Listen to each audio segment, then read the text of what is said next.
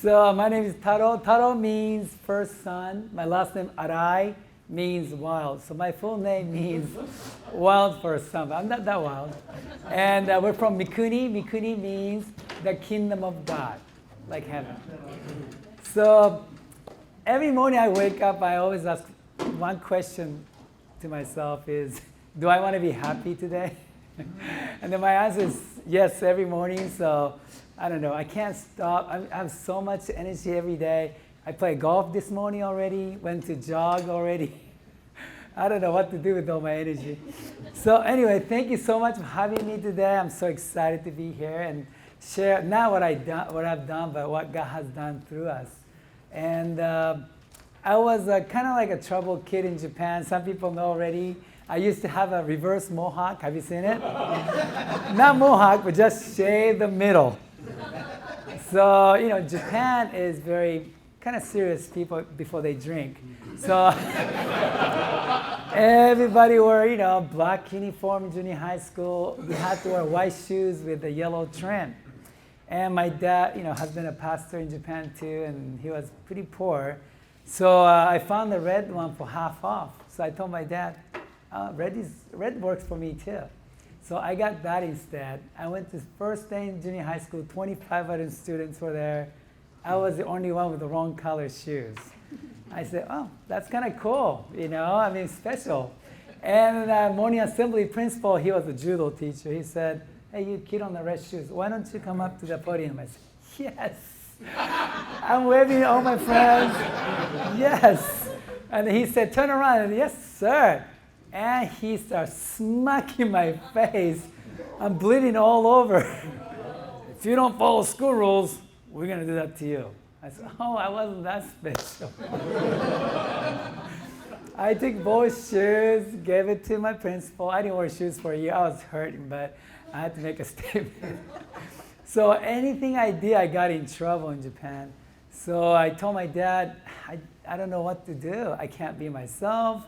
You know, what should I do? And my dad said, I heard America is a good place for you to go.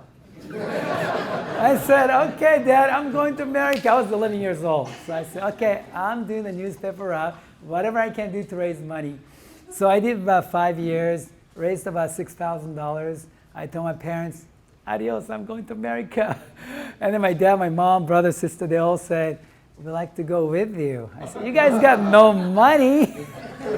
But they knew I had it. So I ended up paying for every one of our family members' airplane tickets. We moved to Sacramento. As soon as we got here, there was a Japanese church. I mean, my dad is still a pastor there. Needed a Japanese-speaking pastor. I said, perfect. That's all he could do. And he got a job there. Only problem was they had 3 Japanese-speaking members. They were 88, 91, and 101. They're already almost, you know, to the heaven, right? So they pay my dad $450 a month. I said, wow, that's kind of low. So I did a newspaper route, my brother too, and my sister and my mom did housework. We collect cans. And then I went to Hiram Johnson High School down south. So we did it for a year and a half, trying to survive. We moved 10 times a year and a half looking for cheaper rent. And that's how I did in the United States. Meanwhile, I went to Johnson, and I didn't speak any English. I didn't have any friends. So people say, if you don't understand, just say no problem. Okay. No problem. Who's your favorite teacher? No problem. So they used to call me Mr. No Problem in high school. That was my nickname. I got ditched on the homecoming dance too, but it was nice. They made a circle for me, no problem. I danced by myself in the middle. That's my high school years. And when I was almost 17, my dad woke up one morning. He said, son, I had a dream. God gave me a vision. I said, what is it? We're opening a restaurant together. Dad, you never cook in your lifetime. And you've been a pastor all your life. How can you even imagine to open the restaurant? He said, God gave me a vision. It will happen. I didn't listen to him. There's no way. We had all together family money. It was $2,000. How can you open the restaurant, right? Well, one time we're driving by the Kirby Way. It's called Stone Bridge Way. And there's a Japanese guy walking, taking picture of the houses. I could tell because they had a fanny pack, he had glasses. Who's going to take picture of that? So I said, can I help you? He said, how do you know I'm Japanese? I said, I can smell you. So I asked him, what are you doing? He said, I'm buying all these houses. That's kind of cool. If you have a house for $350 a month, we'd love to rent it. We exchanged the phone number. He went back to Japan. He called us back. He said, hey, these are my houses. Why don't you pick one? We give you $350 a month. I said, whoa. So we moved to Roseville. I went to Oakmont High School to graduate. But meanwhile, he asked my dad, what are you doing in America? My dad said, we're opening a restaurant together.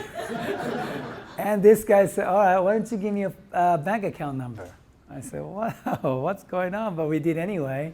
We didn't have much money anyway, right? So then he sent us $300,000 to a bank account. I still can't believe he did it. We went to the bank. I said, 1, 2, 3, how many zeros? We really thought he made a mistake. We called him, I think you made a mistake. He said, no, you need that much to open the restaurant. He was right. Only problem was we had no experience. We didn't have anybody to ask for help. I wish we had this back in the days. Anyway, so my dad didn't know where to open. He opened the map. He was a runner all his life. He said, I want to run by the river, by the dams. That's why we picked the Fair Oaks location, because of the stupid dam. That was a bad location back then. There's no Gold River, Folsom. It was bad. And then they said, this hoodie's $50,000. Oh, no problem. This lighting is $15,000. Oh, they ripped us off so bad. But we didn't know. We didn't know the value either. So I said, thank you very much. I keep writing, no problem, keep writing. Within 6 months, we ran out of money. So Sama Bank kicked us out. Sumitomo Bank said we can't work with you anymore. And then vendors, 120 days late after that, they said, you're not going to work with us, only cash on delivery. So for a while, going to school, I had to leave like 1:30 in the morning to San Francisco to get some fish. I had a 68 Corona, Toyota Corona, like every hour. I have to stop, water, cool off. It was a long trip just to get some tuna. And then I go to school, sleep for a little bit, and go to work till about midnight. That's what I did for 5 years, no day off.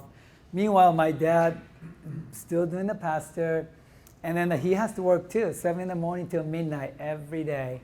So Saturday night is the only night he has time to prepare for us, preach for the church. And every Saturday, any Saturday if you go to, all night he never sleep preparing for our service. And he was offering, like every month his offering goes up, and every year goes up. He said, Dad, you borrowed my money.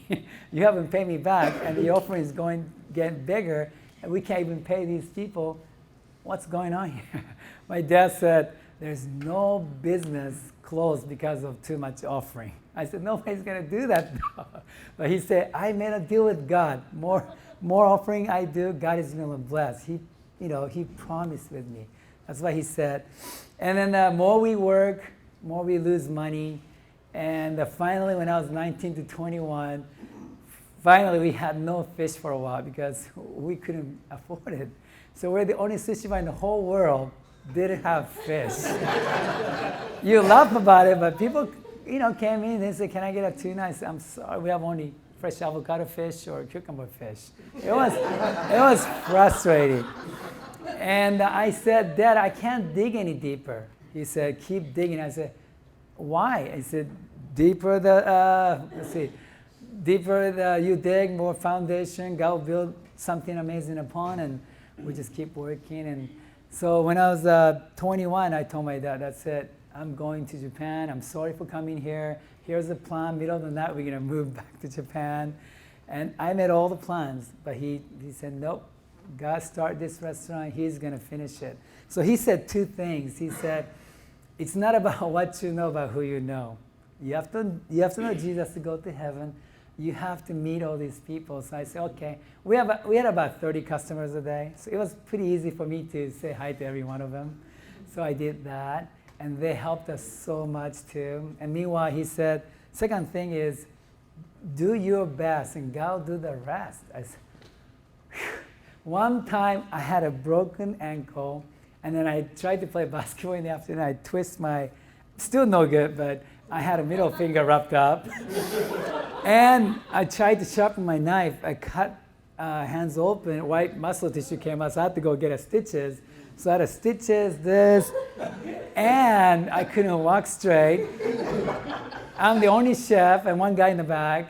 And I had also, because I had so much stress back then, so, and then drinking coffee, spicy food, it didn't help. So, customers there, and I'm like this, and I don't know what to do. I was cutting fish like this, and then I told my dad, I can't do this anymore, but he said, just do your best. Life is good, eternity is better, he told me. I said, okay, I'll do my best, just be positive. So I told my dad, how about let me retire? I'm 21, I'm gonna work, I'm gonna do my best, I'm gonna party every night. If it doesn't work, can I blame upstairs? My dad said, do it. So since then I decided to ask myself, I wanna be happy today, and then I'm gonna focus on eternity. And then my favorite verse back then was in English. We enjoy suffering. Suffering brings patience to good character to hope. But my new one is, love and faith and hope, and the greatest is love. So I said, you know what, Dad? I want to focus on eternity. I'll do my best here on this earth, but I'm not going to be stressed out about it. So since then, I never had even one bad day yet, because it's all temporary. We're just having fun. And meanwhile, my dad said, no sex before marriage. I was dying. So, my wife now, she was my girlfriend. I mean, we went to dating only once in Japan, but we keep writing for 7 years. So I called her, please come right now. I can't wait anymore. So she did. So I gave her a ring. Boom, boom, boom, boom. 4 kids in 5 years, right?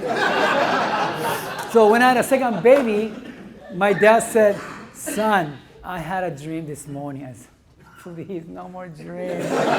No more, we can't take this anymore.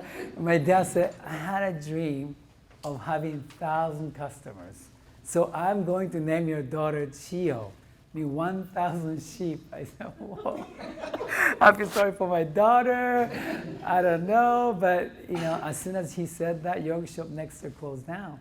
He said, why don't you expand? I said, okay. So I have so many stories. But I went to the county, and then that would like to expand. He said, oh, give me a drawing. Oh, no problem. So I went back. I told my dad they need a drawing.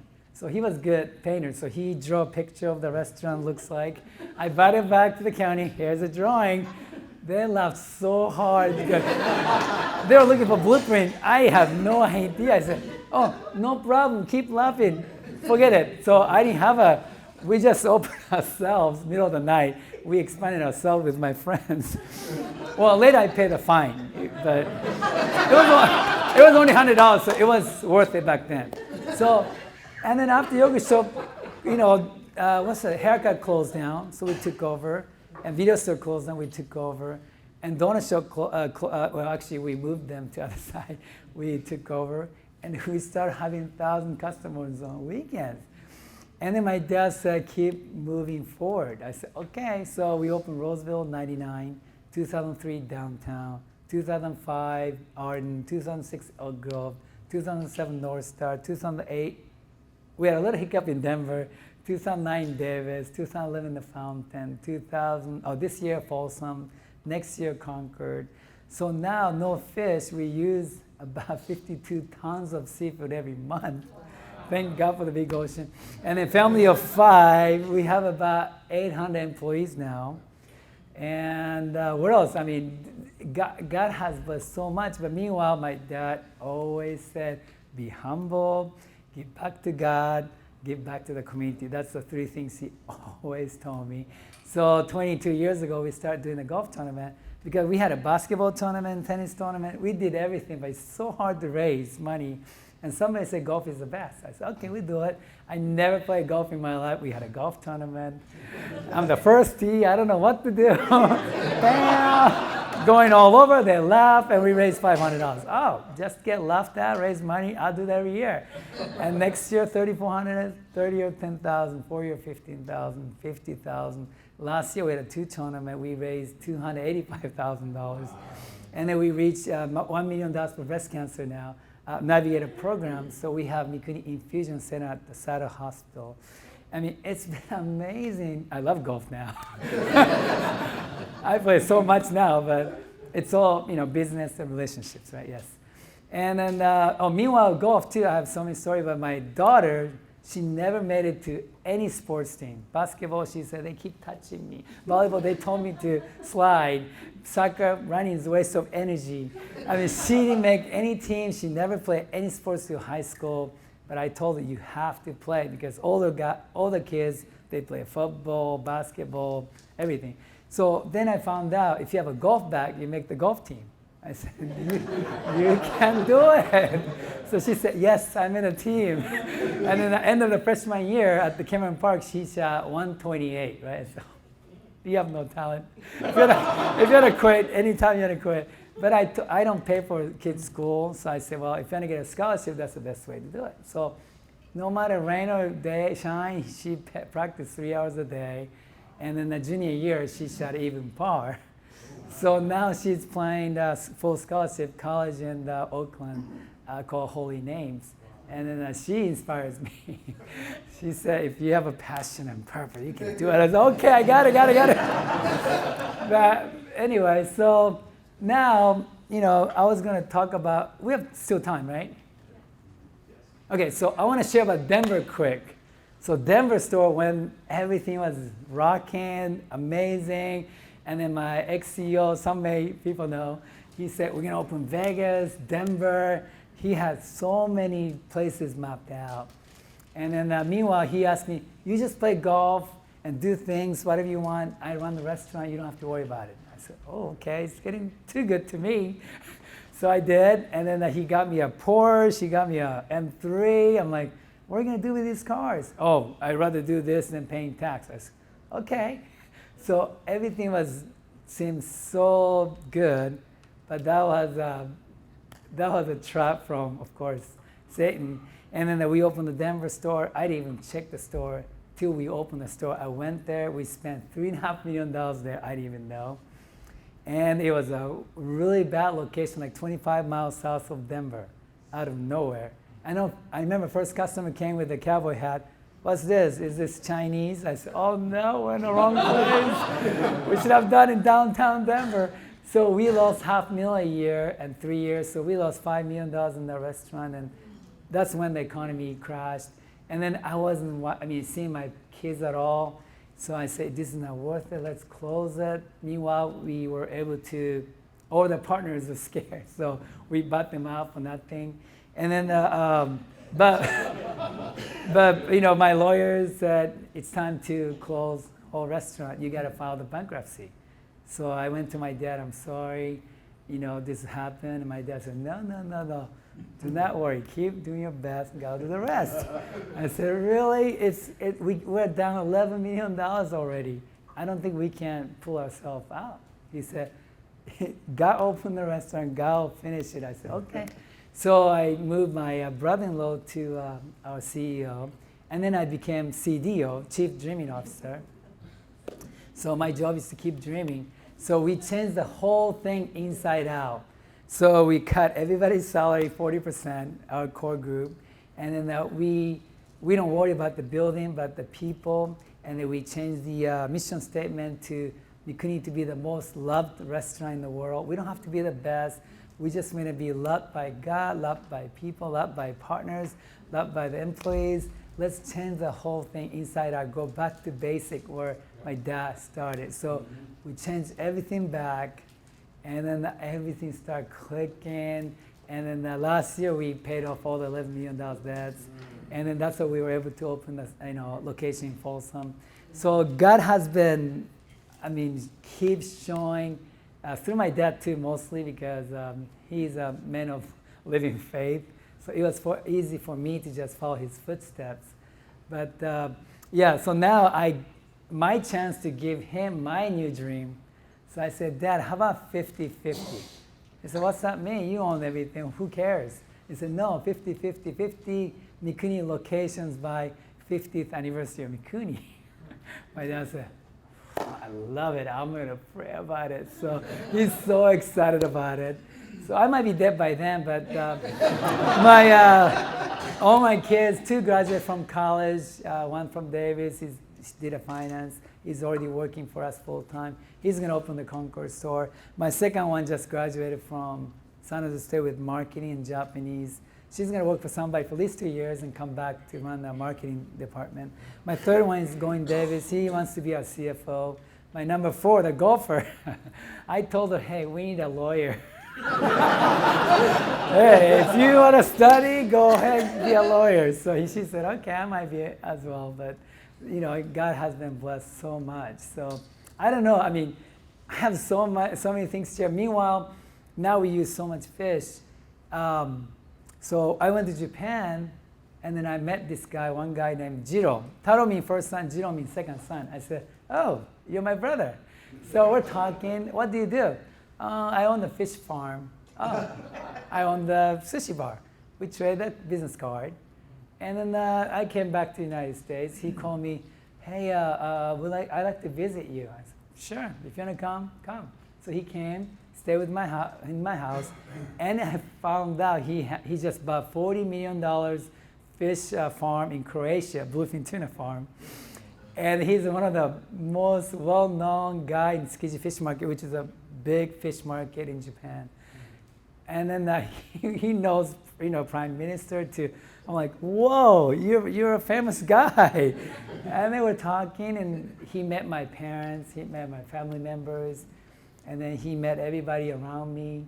And then we spent a lot of time start talking about God. And then my brother-in-law asked him, what's success to you? And then he's looking at me and the whole family and said, you know what, I thought I was successful, but I'm neglecting my parents. I haven't talked to my sister for years. I see only my kids 3 times a year, doing business. He said, I don't know, I doubt that I'm successful anymore. And then he said, tell me about God. I said, okay, I'll tell you about God. That's my department. I don't know his business. So I started talking about, this life is temporary and this and that. And then he went back to Croatia. And then he called me again, hey, would you like to visit me? I said, it was Super Bowl Sunday. I said, I'm sorry, I don't miss Super Bowl Sunday. There's a priority. And he sent me 4 first-class tickets. I said, okay, I'll change my plan. I'll be there. So me, my wife, and executive chef and his wife, we all went to see him and then see the fish. Oh, I got to tell you about fish farm, too. Those are about 185-pound bluefin tuna average. You know how they bring it to the boat? See, if you fish, they get stressed out, meat get bad, right? So these divers jump into the pen, and they swim 24 hours, right? They swim together and then just touch and pull the fin. And the bluefin never been touched before. They freeze. And they just grab them, just keep heading all the way to the boat. I couldn't believe it. One by one. And then by the time they get a hold, they clean the nerve, they're done. But they're all happy till then. So it was amazing. But anyway, so I spent more time, 5:30 in the morning, we have to go fish, farm. And then he wanted to talk about God till 3 in the morning. I was so tired. I said, can I go home now? So I came back here. He called me again. Can I go to your church? I said, okay, you can visit me again. This is within like 2-3 months. And he came back again. He went to church. First thing he heard was Jesus' disciple was fisherman. What? No! Fisherman should be the worst job. He said, no, God picked the fisherman because they have to know everything to catch fish. And he started crying. He went back to Croatia again. He said, can I come back again? What's this time? I want to get baptized in your church. I'm like, oh my God, I couldn't believe it. So he came, got baptized, and went back. And then I said, I'm going to Japan. Oh, can I meet you there? He came from Croatia to Japan, treat me to one of the nicest hotels, nicest everything. I'm like, wow, Good to have a good friend. Thank you. And then came back. But meanwhile, he asked me to meet his parents. And then he wants to tell them that he's Christian now. In Japan, it's less than 1% Christian in Japan. It's not easy to tell older people you're Christian. But it worked out so perfectly. And then my brother-in-law went there. He picked him up with a helicopter, showed around fishing market. And then my brother went there. He picked him up again, went to the older boat with fishing. I said, wow, God is amazing. From just the train station, exchange that's why I love meeting new people here. You never know how we got, connect us and work within us. So it's been amazing. So thank you so much for letting me share. So I have a question for you. I always have this everywhere I go. My dad created 30 years ago. We just had a 30th anniversary party. We had about 700 people showed up. That was so much fun. I had a tuna from Croatia too. It's $5,000 a piece, but anyway, so cross in the middle because we're Christian, and there's 2 P's. My dad said, "What do you think these are?" I said, "Well, Dad, business we have to have a profit. How about prosperity?" And I was young. How about pleasure? My dad said, "You're out of here." And then my mom said, "How about pray for peace?" I said, "Oh, that's nice, but that's not it." My ex-accountant said, he said, "How about just pay please?" And then my friend who used to own the casino, Jack. Yeah, plus me making money, pie gown poker. Can I use it? I said, "No, you can't use that logo." So let's see if you can guess what these P's are. Some people might. Oh, you already know? I think I know, because I got your book. Wait, don't say yet. I'll give you something else, okay? All right, so one is like a goal. You have to have this to come here today. What was your? Peace. Oh, yeah, you have to have a piece. Yes, I hope so. Purpose. Wise purpose. What size do you wear? Medium. Okay, I'm going to give you this one. Spicy. All right. So one is purpose. How about the other one? Purpose and? Ooh, I love the word passion. Plan. Prayer. Other than prayer, what do you do in church? Praise. Wow. I don't have enough for everyone. I'm sorry. Yes. So our logo means purpose and praise. So my dad always have it everywhere. So I have here, not on my underwear, but I have a coin everywhere. I have everywhere. So okay, there's more P's question. How about if you think of Japanese people, what do you think about 3 P's? They're usually, we say polite. That's one. What size? Okay, large. Okay, since you go to, you work for universities, University of Mikuni.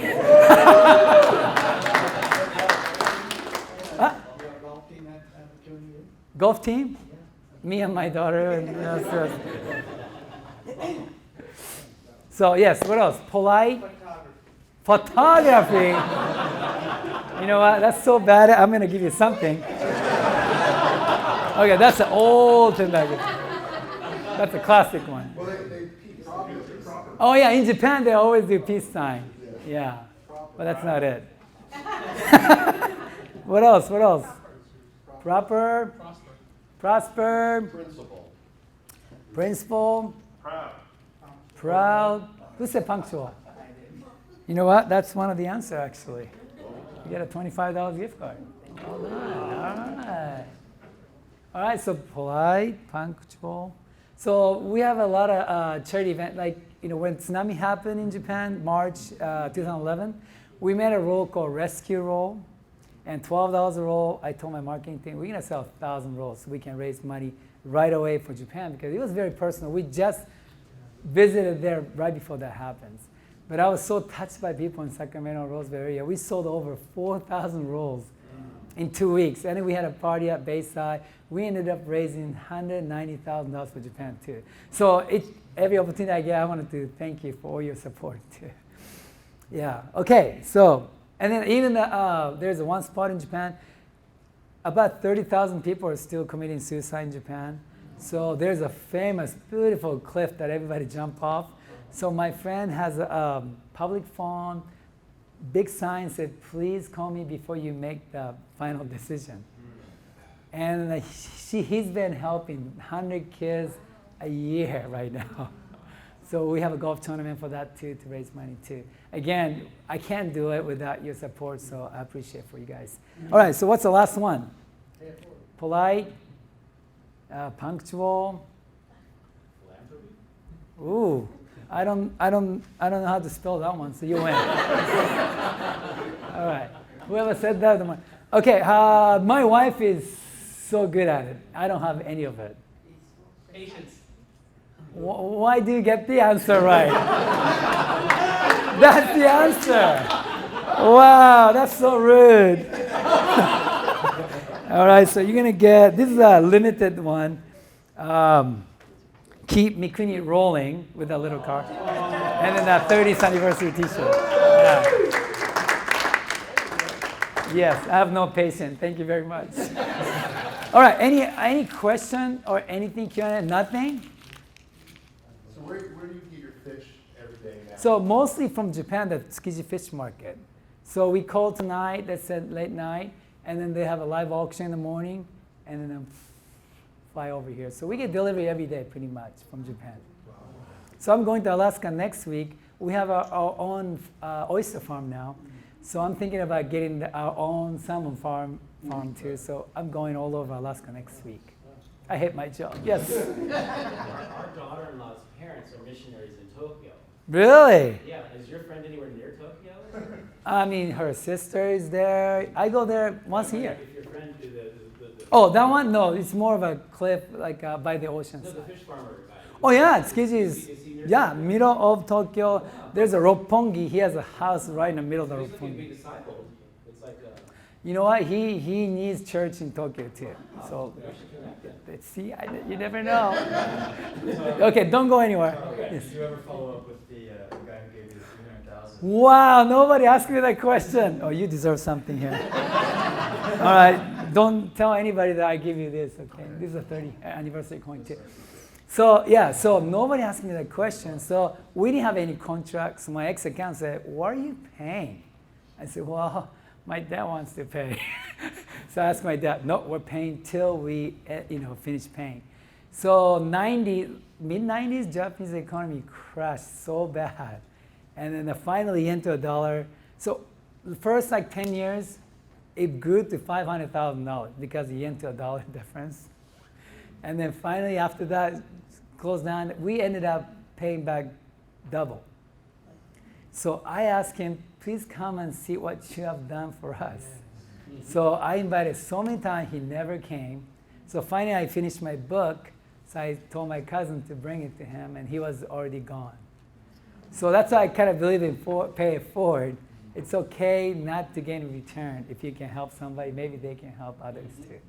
Thank you for asking. Nobody asked me that question. Wow. Yes? What do you think the most, either most important or a couple top most important factors are of making a successful restaurant? Again, what's successful to you? But Well, one that people love going to. what's that? Okay. So one is for business side or face side. Business side, I never said no. So in the beginning, when we started creating all the rolls, back then nobody was eating sushi. So people came in, they said, I don't like sushi, I like hot dog. No problem. I go liquor store, get a hot dog. I made a hot dog roll, served the ketchup and mustard. And then some guys say, I want a hamburger. No problem. I made a hamburger. I call it Miso Happy Burger. And then let's roll. I mean, roll too. One kid came in, he said, I want to try sushi. His mom said, he's not going to eat anything. I said, come on, what do you like? I hate fish. I said, perfect. How about veggies? I hate veggies. Okay, what do you like? I like SpongeBob. I said, no, something to do with the food. I like fried potato, peanut butter, and bananas. Oh, sure, okay, come back next week. I'll make you a SpongeBob roll. So I did was crispy rice and peanut butter, fried potato inside. I made a square pants, square roll. Put banana on the top to make it yellow. I torched it with the brown sugar, 2 chocolate chip eyeball, banana stems, and peach mouth. I drew a skinny almond leg with raspberry sauce. And this kid ate it. Mom, you lied to me. I love sushi. So I think in the beginning, we just have to adjust it to where you are. You know, some of the sushi chefs from Japan came and, this is sushi. If they don't like it, they don't know what they're doing. They're stupid. I said, no. We accommodate to what people want to eat. So I think that helped separate us in the beginning of the business. Okay. No more questions? Is it good? Big round of applause. Yes, thank you.